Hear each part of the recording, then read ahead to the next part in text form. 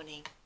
This video is for all you dear ones who have written comments underneath my videos and explained the suffering that you've been through, either at the hands of Watchtower, well, mostly at the hands of Watchtower, or you're suffering in other ways with health, economic problems, and so on.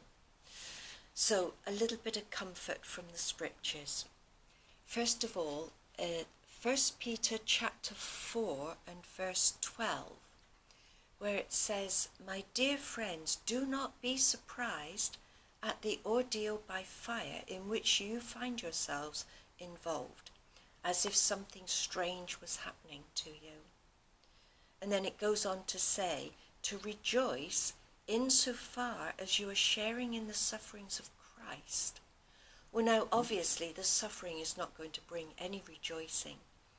But if we can think at the end of it all that we followed in the same course that Jesus Christ did, that's something to be glad about. But in the meantime, we need help with our suffering. So I found a nice verse in the book of Luke, chapter 4. This was at the beginning of Jesus' ministry, and he went into the synagogue and read from the scrolls of Isaiah. He said, "The Spirit of the Lord is upon me, because he has anointed me to bring good news to the poor."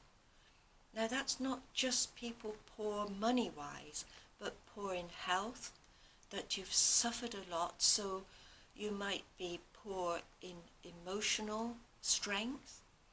Any lack that we have, Jesus is bringing us good news. He goes on to say, to send away in freedom those who have been broken in life. God and Jesus Christ are aware of the sufferings that we have gone through. They're not in vain.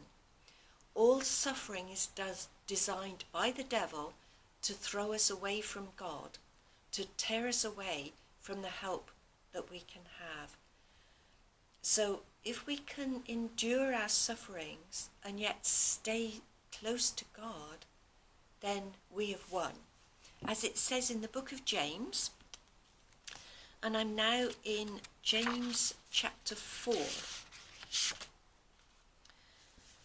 and it says, to meet the greater need, I beg your pardon, this is verse 6, to meet the greater need, he gives the greater grace. Isn't that a lovely thought? The more need we have, the more God helps us. So he goes on to say, in verses 7 and 8, take a stand against the devil and he will run from you. Come to meet God and he will come to meet you. There is help there. When we have this need, then we can pray for each other. And prayer is necessary. As James said in chapter 5, and we're now in verse 16, he said, the prayer of a good man is powerfully effective. I know that the people who write comments underneath my videos, they will be praying for themselves as well as for you. And that prayer will be effective. And so we can help each other endure. And endurance is vital. In chapter 5 and verse 7, James said, you must be patient until the Lord comes. And then he talks about the farmer. He waits for the ground's precious crop in patience until it has received the autumn and the spring rain. The Jews would have planted wheat in either October or November when the autumn rains softened the ground for sowing.